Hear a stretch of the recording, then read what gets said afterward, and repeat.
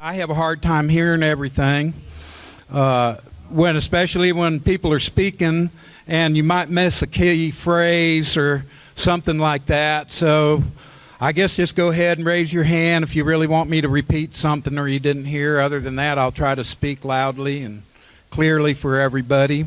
My name is Jeff Wright. I live in South Carolina right now, and that's my beautiful wife, Sandy, and my partner. I'm a Humanure composter. That's what I'm here to talk to you about. I've made my living shoeing horses and doing blacksmithing. I planted thousands of trees for the Forest Service in the Carolinas back when I was young, because when I first moved to the Appalachians, I had already made $7 an hour in Colorado, but then when I went to the Appalachians, they offered me $4 an hour for carpenter work.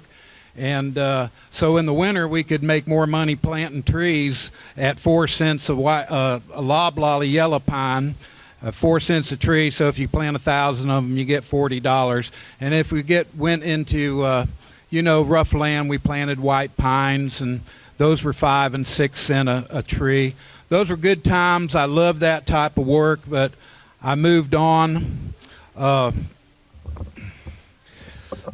So anyway, I guess what I like to talk about is the timeline, and the timeline of what's going on with sewer and plow and dig agriculture. These are Stone Age concepts that are about to evolve.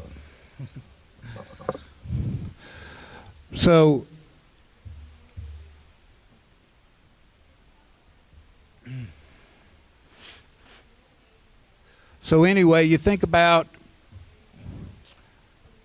people say to me when I first start telling them about that I'm a Humanure composter, and they think, oh my gosh, it's kind of like a really drastic action that you've taken to respond to what's going on in our world right now today. And a lot of people think that's just about the hardest thing we could be doing right now. But what was really struck me about it when I first started is how easy it was and how much of a return I got for my efforts. In fact, when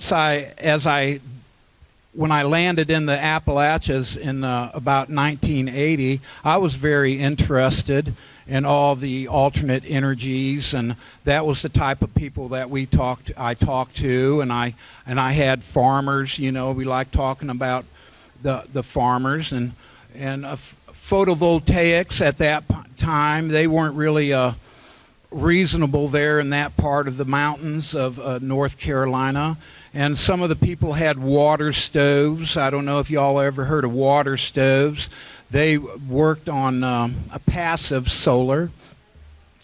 And they also had for heat and water, but they were a very intense energy system, really. It was one of the things that back in the 70s that Carter would say, well, that was, he put that on the alternative energies where you would get a tax incentive. But they ended up, they're actually very, energy intensive and expensive.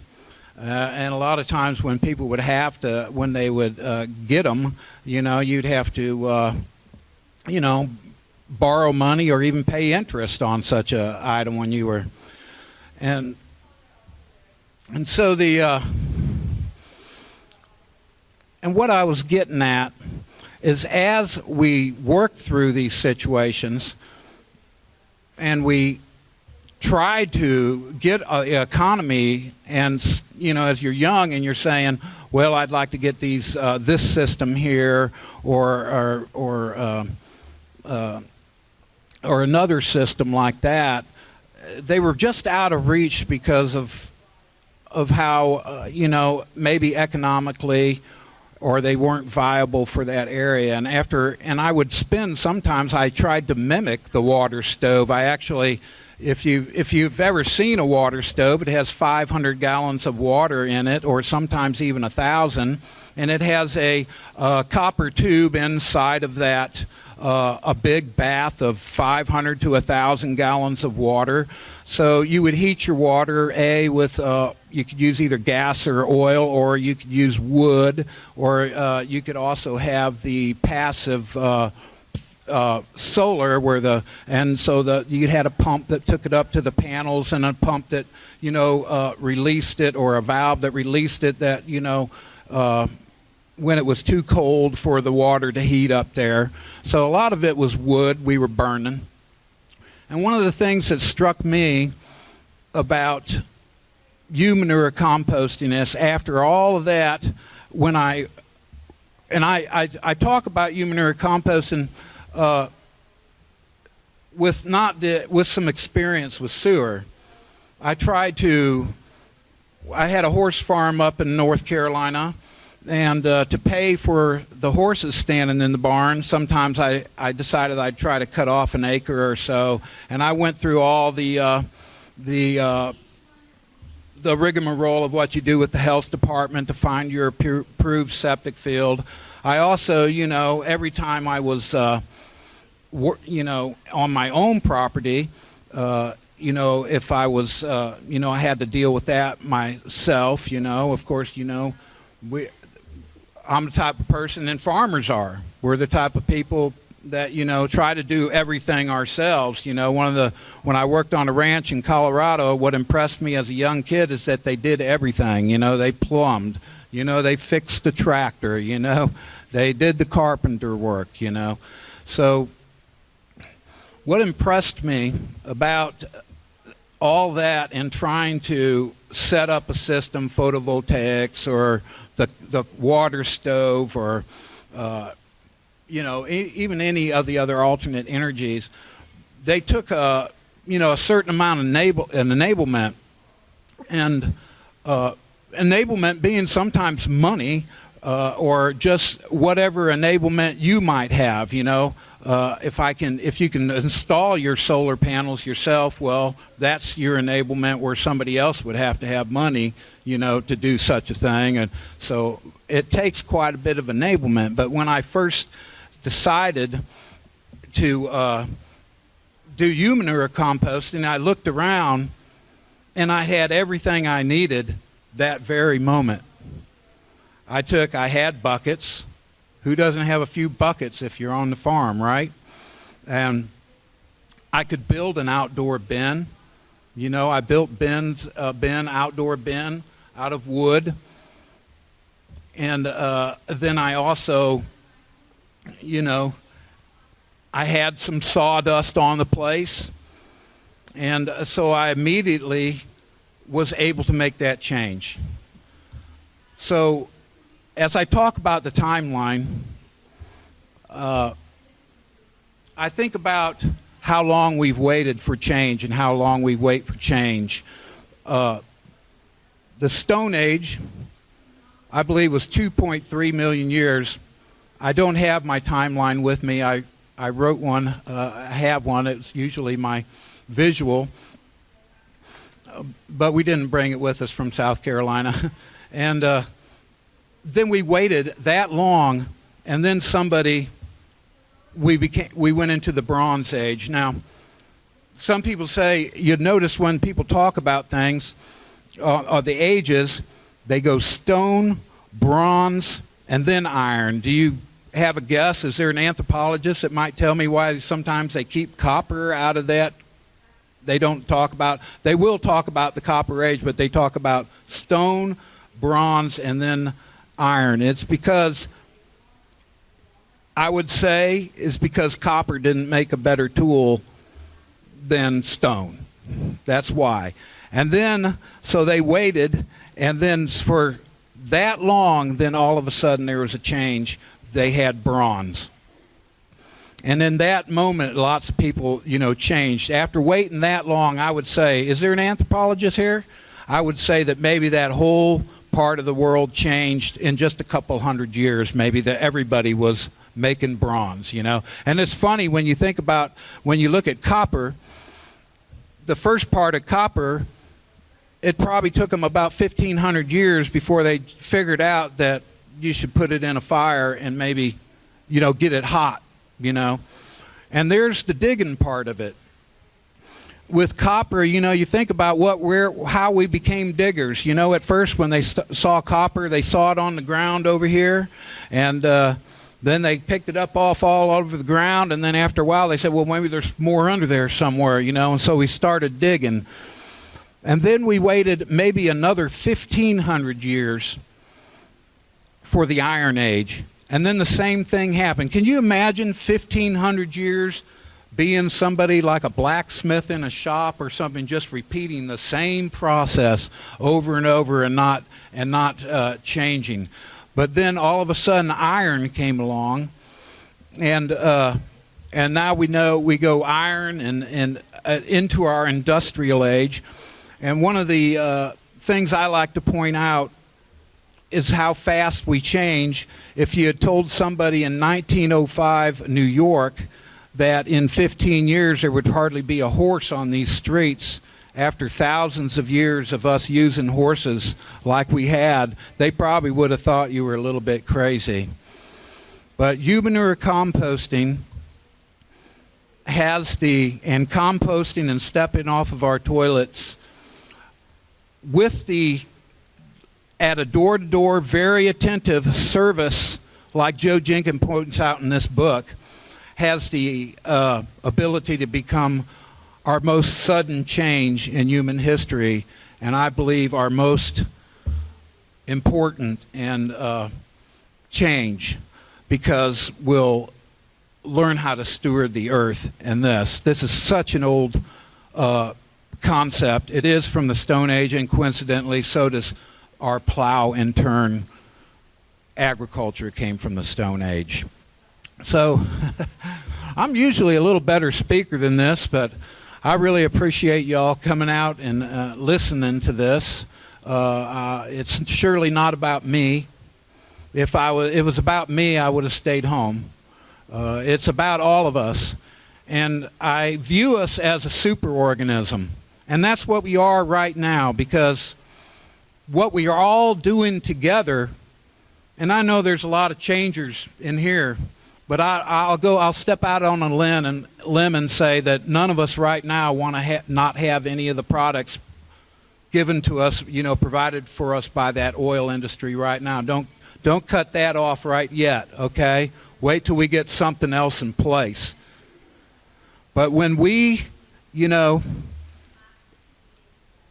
transfer the cost of what we're paying, and historically it has been enormous, the cost that we have put into building sewer and perpetuating, and being able to use a water toilet. It's usually expensive. I think about I think it was in the 1880s, after some plague in England, where they finally, got that sewer back there. That was millions of dollars. And I watch a show called American Rivers on World Link, Detroit River, a river in reverse, where they actually engineered that river to go backwards because, to handle the sewer that was going into one of the Great Lakes there at Chicago, and they kept on moving their fresh water gatherer further and further out into the lake, and finally but they were dumping all their sewer into that lake, and so they just engineered it, and I believe they put it into the Illinois River, which runs right down to St. Louis, and they used to say, well, we'll give them a little taste of Chicago down there in St. Louis. And my sister lives right there at that junction near Alton, Illinois. But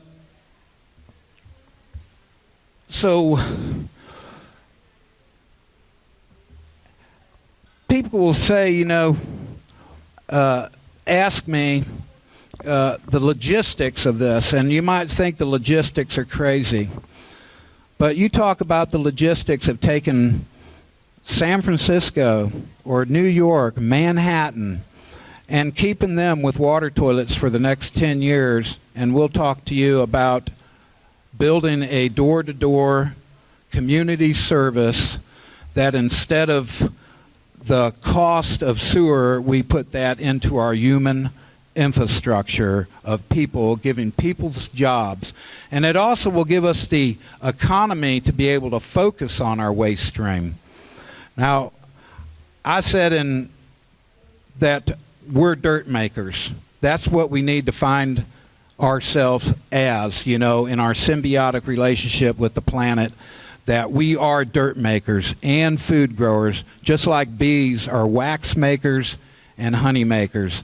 And I think about bees, and that's how important it is. You think about bees, and I'm keeping bees now, and they're having struggles, obviously. Everybody knows that.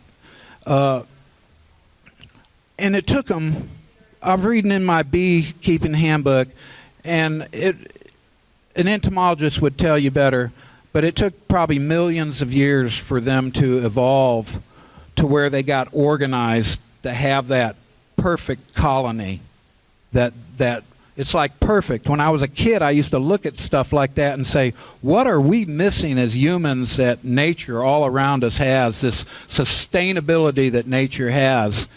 And I believe that's how important this involvement is that we're going to get organized, and we're a young species. We're not on our way out. We're just now getting ready to get organized and learn how to steward and live on this planet. We are dirt makers. So this is what I have been doing. I'd like to talk more about exactly, how that can happen.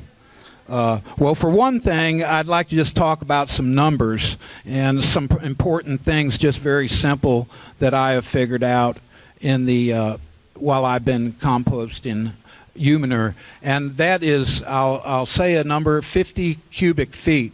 And would you guess what that is? That's a number that I'm going to put on the actual space it takes to compost one person's all their Humanure, all their urine, all their food waste, and not only that, all the carbon that we add to that pile, just like to compost it. In other words, I would say that most people here are familiar with Joe Jenkins and Humanure Handbook, aren't they? Most of us. So but I'll go briefly through exactly how you compost according to Joe Jenkins, and this is where I learned it. I went one time to sit with a guy who was an international Hall of Fame of horseshoers. Some people laugh when I tell them that until they hear what his salary is every year. He's gone to pass, and he was the type of guy that could make his tools. He came from that generation where he could just make tools out of the coal fire. And I had the opportunity to go sit with him and work with him in his forge. And I was talking something probably about being original. He says, well, I'm a big copycat. And that's what I am. We're big copycats. And we're all doing the things that the other people are doing. We are that superorganism. There's a lot of things that we're all doing similarly, and a lot of us, and what we can do as a whole to change, and what we're doing, as so many of us, we're all part of the problem, and it's something that we can change. But when you compost, and if you don't know what 50 cubic feet looks like, it's about 3.5 foot square. 4 foot by 4 foot by 4 foot is 64 foot square. 64 cubic feet. So you're talking about 50 cubic feet, and that's the finished product. After a year, I'm throwing every time I've taken a dump, all my pee, all my food waste. And not only that, but when I've started my compost pile, I about filled up 2/3 of the bin with straw before I ever even started. Human feces is like the yeast in a bread in this compost pile. It's a very small amount that makes the bread rise. It's kind of like that little extra, especially at a household level, that actually, makes that pile heat up. And so that's what you do. I take and you fill up your bin almost 2/3 of the way full of like a straw. It's a real air, you know, it needs to be something that can breathe, you know. And then, of course, the Humanure bucket from your toilet. And you come in, you know, when you get enough buckets to compost, and you have your vegetable buckets there and everything, you just pour it right into the pile. And that first edition, it kind of depresses down into that hay, and it's really easy. You can just cover it up with a little more hay, and there's no odor. You know, and that's an important question. We don't want, you know, you hear it from people all the time, oh, does it stink? Well, no, we don't want it to stink, and done properly, it doesn't stink. And so I keep on adding it, and I keep on going, and I do that, and in a year's time, I've only filled up 50 cubic feet. It's 3.5 by 3.5 by 3.5. I don't happen to have a compost bin that size, but that's about what 50 cubic feet is. Somebody could do the math and find out exactly. It's not very big. Now the pile heats, you know, the pile's heating, and then as it cures, I stop adding to it. And here's another thing that really, well, I'll stop adding to it, and then the pile starts to diminish. You know, it starts, you know, going down because it's curing. And so in just probably a couple of months' time of cure, you'll lose probably 1/3 of the mass. Now, after the pile completely cures and cools down, I've been putting it into a worm bin, and I'm sure I'm going to lose another 1/3 of the quantity there, you know.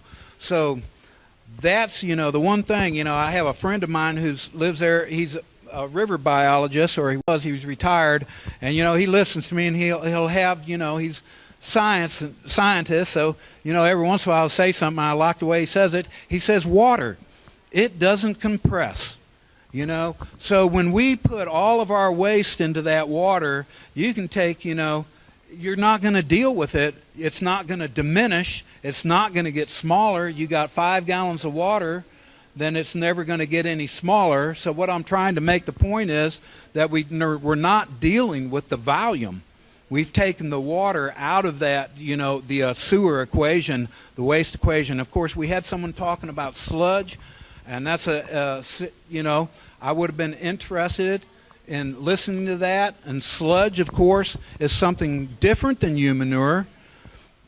Sludge is the byproduct, the solids that are taken out of our, you know, water when they're treated at the sewer plant. And those sludges, of course, are very toxic. You know, they have everything from comet to heavy metals, everything that anybody's poured down a sink or got into our water supply somehow. So here we're taking the water out of the equation there, and we're also taking away, we're not going to put comet in there or any of those heavy metals. So what we have now, we might have some pharmaceuticals, we might have some insecticides or pesticides if that was on some of the food that you were throwing in there. But that's a lot far cry from the sludge. So now we have the science that'll help us, you know, learn about how to break that down and study it. But I want to show, if you show me the compost bin with a pump. This is real fancy. You're going to like this. And I'll show you how I've been doing with, this is an IBC unit. If you don't know what that is, it's you see them going down the road. They've been, you know, they're used agriculturally to carry food. They carry chemicals, whatever. They usually have a, you know, you've seen them. They're caged, so, you know, something, you know, they're very secure. What I've done is I've taken and cutting the top out of that. You can see it's got a false top right there. And this is just this is just in my shop. So when you do this, when I've been dealing with the health department, one of the first things I decided what they're going to want to see is containment. And I like containment too, because not only do I like the containment, but I like the capture. I had a conversation early on when I was Humanure composting about leach it. When you're composting outside, and I'm not talking about that on bare ground, I'm not talking bad about it, but just a conversation enough where, you know, I got curious about that, and probably the health department would be too as we start composting. And really I am, because, you know, you want to be safe. You want to do this right. We want to build a real good, you know, scientific process that's built around a simple process, you know, that lots of people can understand and lots of people can do. And when I think about the jobs, there's so much to talk about on this subject. When I envision it, just in case you think I'm thinking that people should be like all day long throwing buckets of crap or something like that, I don't think that at all. And especially when we compare to the industries that we're trying to help people in. People have been in coal mines and they come out covered with dust. They go out on oil wells, they get covered with oil, you know. But I've been composting Humanure quite a long time. I've never had a real place where, oh, you know, I got shit all over me. But let me tell you something about shit. It just comes off so easy, doesn't it? You know, for some of the things that we you know, use in our modern days, you know, I've always I was a motorhead. I couldn't wait to tear down my first engine, you know. And you know, you're up to your elbows in grease, and I didn't really like that. So you know, so really compared to what we're talking about, what people have done, it's very clean. But I would want to point out, I feel like it can be continuing education. It could be the efficiency of doing that. The efficiency. What I first saw when I first did it, I said, my gosh, you know, this barely took me any time. I said, and what is it worth to my household? Let me see. I said, it's because it's not just about the water, it's about the energy. You know, it's about the energy we're using to pump that water. You know, a lot of people, if they're not in the trades, because that's how I come to you, sort of like as a tradesman. If they're not in the trades, I've seen really smart people, and at first they don't get the fact that it took electricity to fill their toilet with water. That water is being pumped from somewhere, and a lot of times it gets pumped the other direction now. So it's, and then of course, you know, all the energy, building the infrastructure and all that. So this compost pile is about 32 cubic feet. So my wife and I, a two-person household, I'd need about three and a half of those a year. They have the next one. If you see one over to the right, it's just a little taller. That's about 350 gallons, so it's closer to 50 cubic foot, and it does last my household, two-person household, 6 months. And if you want to do the math about how much water and how much space, in a year's time, I think I came up with 6,500 gallons with a low flush toilet. You know, I gave it the benefit of at my wife's and I house about how much water we would have pumped and used in that time. So what I did was I filled that bin up 3/4 of the way with straw or hay, just like I said, and I dumped it in there.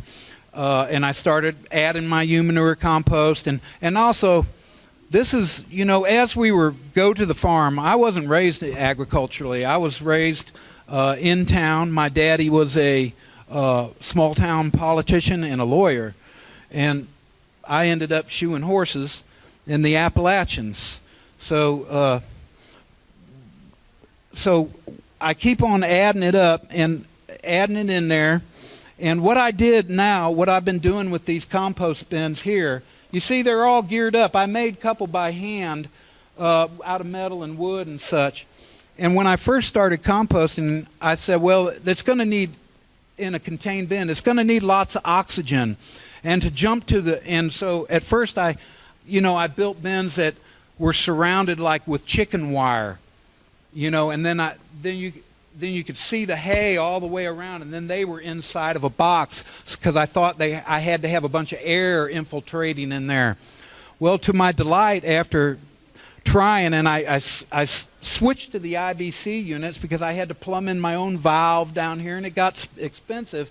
And around where I'm living, you can pick these up used in the recycle for in between about $40 and to $80 if you wanted to buy a food safe one. They might be $65 to $80, a little more expensive. I don't know what they're like out here, but they're available.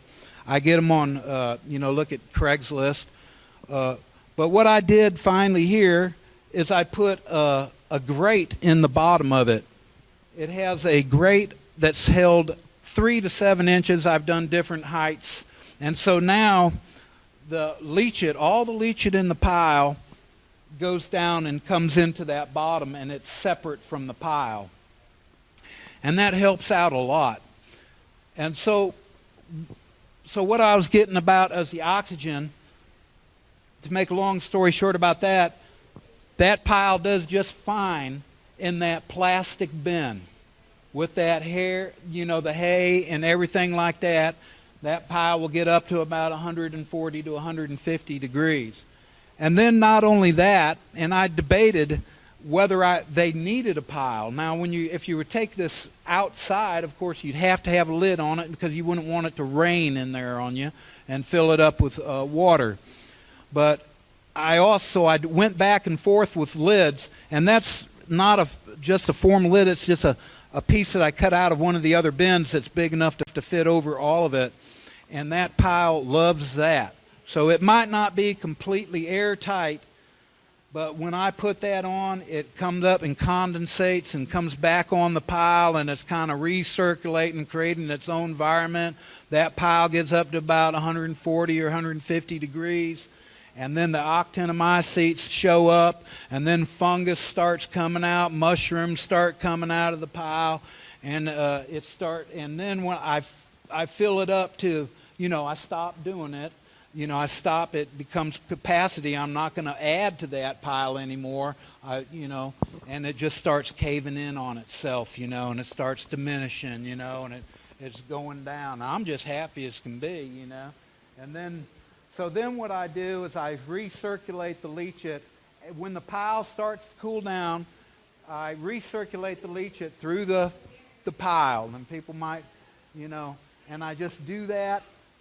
So I've only done it one time in 4 months, maybe, for that pile right there. I wait for it to cool down, and it usually will stay up above 130 degrees for a couple of months before I ever do anything to it. And when it drops down to about 100, 110, I'll recirculate.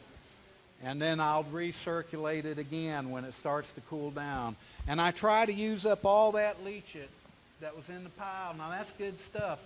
I'm trying to show containment to the health department, but I'm actually, I really want to capture too. It's good because, that's all good stuff, right? We know that.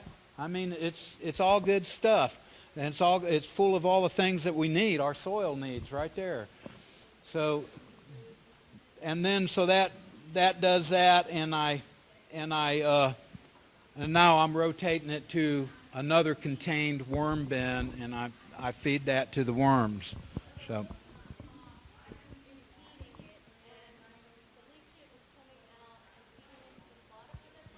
Well, yeah. You guys can hear me pretty good without this mic, right? Oh, okay. I got enough stretch here. Okay. All right. Well, you see these IBC units, they come, so they're really cheap, if you try to mimic something like that, like I did. I spent $1,000, on a metal one with an 8-inch deep pan and everything. But this one right here, I just let it go, and I just open up that valve, and I have it plumbed into that bucket. You can get what they call a bulkhead fitting, and it'll just plumb it right into your bottom of your bucket right there. And then at that point, and it's not going to raise up above the top of the bucket because you know, the level is lower than that. Before I put the grates in, I used to be able to, the leachate level was raising up a little too far, but it was good because you can see, well, you can see the leachate level in there when you're not in this light, but you can look in there and see your leachate level, but it used to raise up in the pile and too far, and when it allowed me to be able to start figuring out how much leachate was actually in those piles. And that's, you know, I'm cleaning the buckets with water, you know, and I'm pouring it in the pile too, of course. And, you know, you're using about a half gallon of water to clean buckets. Now, and that's another thing, you know, as far as development, like I said, I was getting on it before. When I first did it, I said, my gosh, you know, how much is that worth to my household? And I got to thinking, it's got to be worth $100 an hour.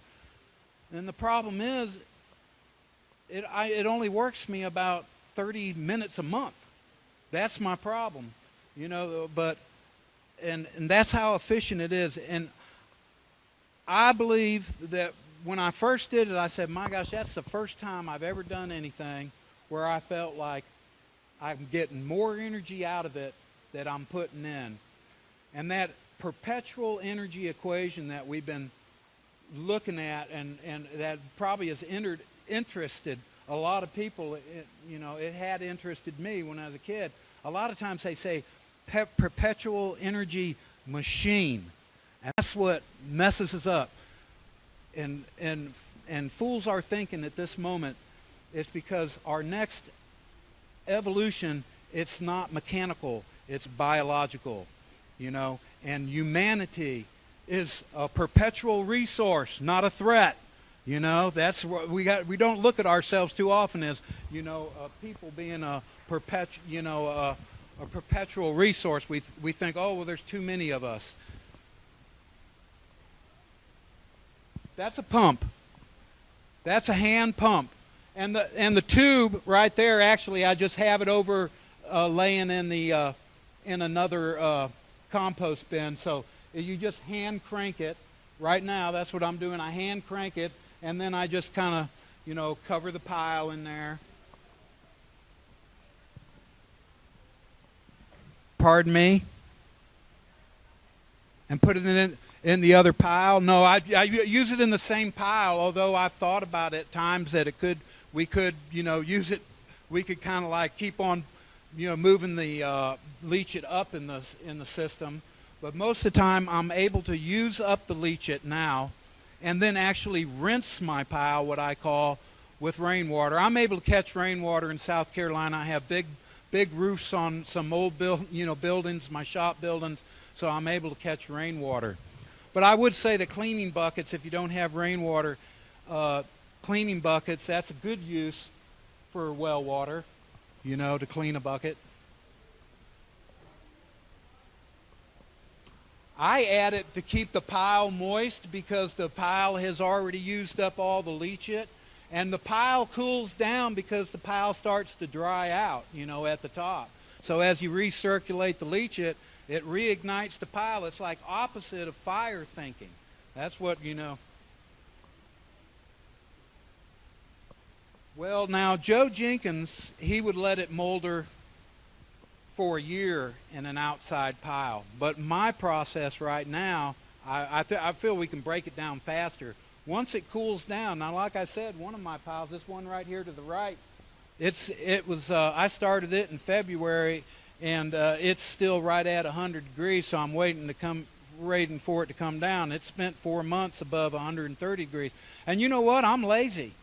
I'm lazy about circulating that. I feel like as I watch my own process, more circulating would be, and at different times would benefit the pile. And other things I'm interested in, as you know, I feel like, you know, as we evolved, all these evolvements, they sophisticate the trades. I bet, you know, you think about what people were doing back in the 20s, probably people in the trades are doing stuff that's more sophisticated than what, you know, doctors were doing back then or something. But, you know, but this right here like I say, as a continuing ed, I believe it's so efficient that we be able to hire people to work almost half their time composting and doing that part of it, and the rest of it would move on to continuing ed, gardening. And isn't the garden continuing ed right there? Huh? Right. My garden looks pretty good. Yeah. But you know, I didn't bring any pictures of my garden. Yeah, and you know, the one thing about it for us is how little you can really make. It takes a while to build it up. So might add a pony just for the horse manure. But it does. Now, I'll tell you the truth, though. You need to work with your recipe. You need to be your own biggest judge and critic. Now, some of them look real carbony when I get done, like sawdust. This one here, I was able to use as a cover at the toilet. I had a buddy that had a bigger, a composting business, and he had a compost warehouse full of, about 60 cubic foot boxes of coffee beans. And some of them were ground to just the right, size. And that's important. Those are the type of things that stick out to my mind when you read Paul Stamets' book, Mycelium Running, and you hear about what he's doing. The things that stick out to me was when he talks about how the sawdust has to be the right size when they inoculate it with mycelium spore to spray on these road banks and stuff. Because, I wish I could, had the knowledge of something. That's just amazing. I love listening to people like Paul Stamets, but a lot of what we're looking for right now is a process that lots of people can understand and learn from. This is about evolving the trades. This is for the people cleaning toilets. This is for people that are down in sewer pipes pulling stuff out of pumps that, that's their job. Tell them, hey, in 10 years, you won't be doing that anymore. You'll be gardening. You'll be, you'll be doing some composting, and you don't get it on you.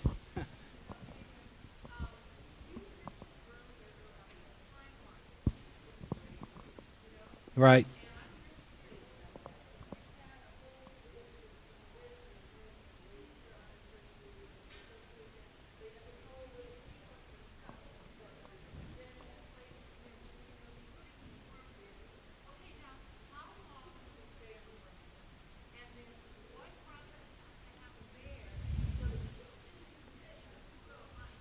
Well, it's castings, and I tell you the truth, I've been building my worm population and adding this to my process just over the last few years, and I actually started out with a little blue tub from the bait store, and I said, this might be the best $3.50 I've ever invested. And I took it and I put it in a bucket of my Humanure compost, just a 5-gallon bucket of my Humanure compost to see if they would they care for it. And so now I built a population from there. I was able to harvest a couple of pounds of worms. One of them I dropped right into a bin. It didn't make it. They didn't make it. Another one I dropped out into another compost bin on the ground. They did very well. But now I put them into a worm bin. I shoveled it out of that IBC unit, put it into a worm bin that's also contained, and I put 5,000 worms in there. I estimate worms will consume their weight every day. So if I had put 5 pounds of worms in there, and and I had 1,500 pounds of compost, and then of course, taking into consideration they may multiply in there. I'm thinking that in 3 months that I'm going to have worm castings. 3 months. But that, and when I talk about the job, though, incorporating science in this, I want to know what that leachate is. I bought a microscope, and and I look at stuff, and they sent me a book about that thick with my microscope, and I was flipping through it. I said, by gosh, if I learn all that, I'm going to have a PhD, I said, you know. But that's such an important part of this, I feel, is, you know, and having this part of our education, so it's just like, you know, kids, you know, can see this and go into this business and this. And when I first did it, I felt like this is an alliance I'm having with the bacterial world. It's an alliance, kind of like when Paul Stamets talks about mycelium being an actual intelligence. I feel like, you know, bacteria, it might even be in control. It might be manipulating us all to where we're going. I feel like this is designed in us. You know, I could have stayed home. I'm a social media kind of like, you know, not out there and all, but I believe in this face-to-face stuff, you know. I do. But that's what I, you know, the bacteria, you know. Go ahead.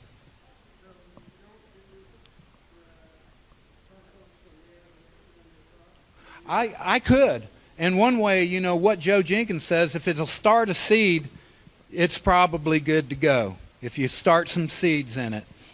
And what, you know, and sometimes it'll fool you. I would like to see, you know, with sawdust, and it's important that when you want a hot pie, one of the most important things you need to consider is what you're covering, you're using for cover at the toilet. Now, if you're new to this, instead of flushing, you usually have some sort of what we call carbon material, you know. So that's one other point I want to make. It's about our energy. It's about carbon again, but it's not about fossil fuel carbon. It's about carbon that's, you know, sustainable. It's, it's right all around us. It's in our waste stream, and that's the alchemy that we talk about. You know, in our waste, you know, finding something, turning something that we thought was nothing into something very valuable.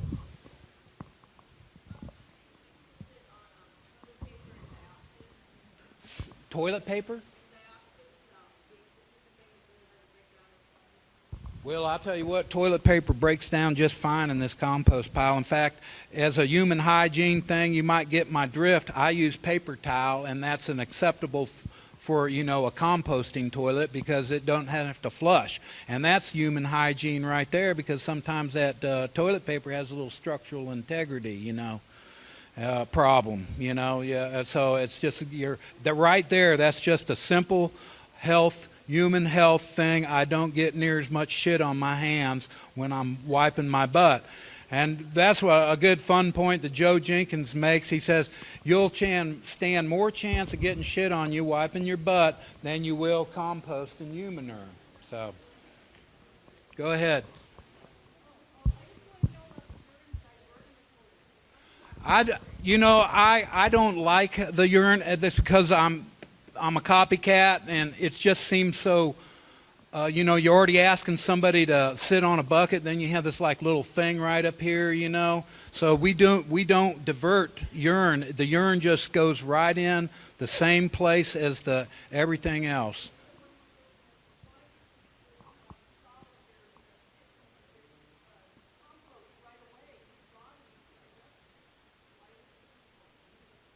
Our shit? Immediately? Well, some folks do it.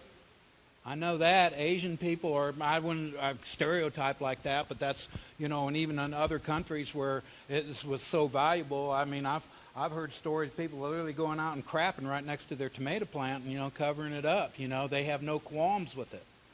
You know, I believe this is a meeting of East and West. The night soil thing is very old, you know. It's very old, and so this isn't night soil like a raw application like we've heard about. Although I feel like over there, you know, it's pointed out in the book that people in Asia, while they were doing night soil, they avoided a lot of the plagues that the Europeans and all they were dealing with when they were crapping in their water, you know, and, you know, so.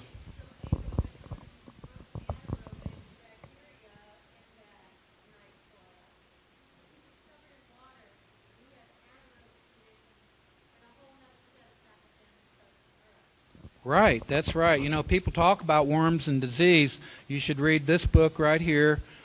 He got a chapter of it in worms and disease. But, you know, they say, well, what about people that are sick? Especially sick people ought to be having their Humanure composted.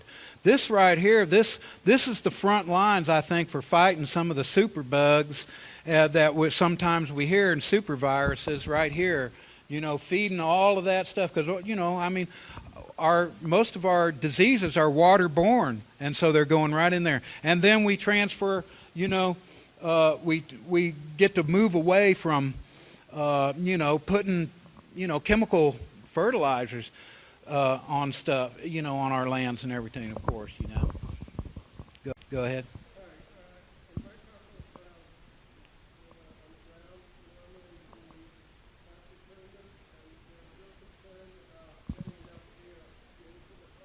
Right.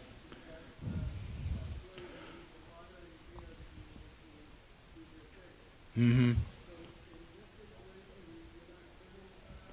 No, you won't turn your pile, and that's another energy thing.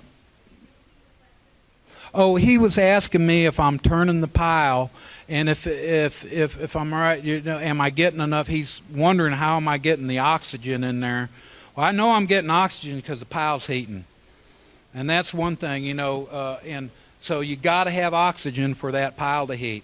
And if it's anaerobic, then you don't, then it's no oxygen, right? So and then so that's one of the things. One of the things, you know, we don't know this stuff when we're born. For crying out loud, you know. I was raised on a water toilet. We got Jolly Green Giant stuff when I was growing up, and but this is how I composted. You know, I'll tell you, when I was first a kid, you know, 21 years old and living up on a mountain, our composting was basically keeping stuff that we didn't want to throw in the trash. We just throw it over there in the garden somewhere, you know. And I never once, you know, harvested out of it. And one of the things that kept me from composting more was the idea. I always saw those tumblers, you know. So I'm the blacksmith. I'm the, you know, that guy. I'm not going to buy a tumbler. I don't have that type of money. I'm going to build it. So it's really neat that's a lazy man's compost pile. Isn't that what Bill Mollison said? We're looking for the lazy man's garden. But it is, and not only that, but at a municipal level, you know, all the energy to turn piles. No, pile it up and let them molder down. We could put it right there in a big bin and just let it set there. And then if we wanted to, at one point, just throw a bunch of worms on it. I mean, I'm talking at a municipal level. It's the energy so that slowed me down. So that was one of the things that really struck me here. I said, not only that, I don't have to go out there and shovel that thing. You know, but I do have an outside compost pile, you know, where it catches a lot of my vegetables and, you know, stuff out of the garden and everything else that I wouldn't want to keep on piling into there, and I just throw them in there, and every once in a while I'll go out there and turn them. But that quick compost, you know, turning and turning like that, I believe a lot of times you wouldn't want to throw meat or anything like that. I just, you know, leafy stuff. And that's what makes it easy right here. It's like we get to ignore some of the, you know, prohibition, you know, what we prohibited, you know, oh, don't throw that into a compost pile. Don't throw your grease in there. Don't throw your meat. Don't throw that. It takes anything, I guess, in the carbon chain. And it allows me to throw my paper towels in there, my napkins, all the paper and everything, right? Eventually, we'll have biodegradable baby diapers so that, you know, they're not clogging. That's a huge problem. Our waste stream is a huge problem. And we're about soil. It's in our waste stream. That's us. We make dirt. That's how we are. And we need to organize it. And we need to organize it and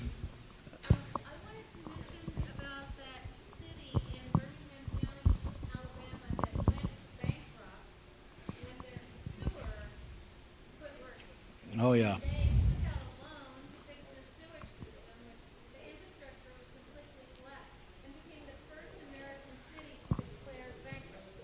Mm-hmm.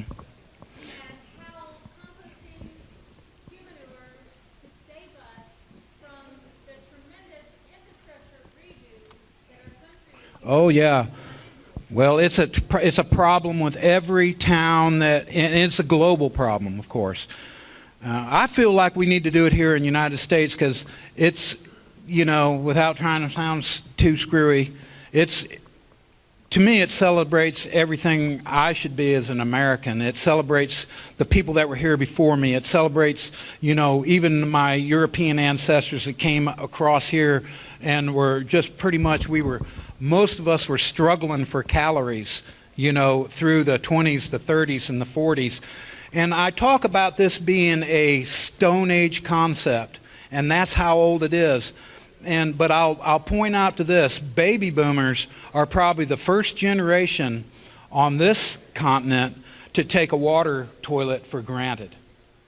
My parents didn't. My grandpa, he traveled in a covered wagon.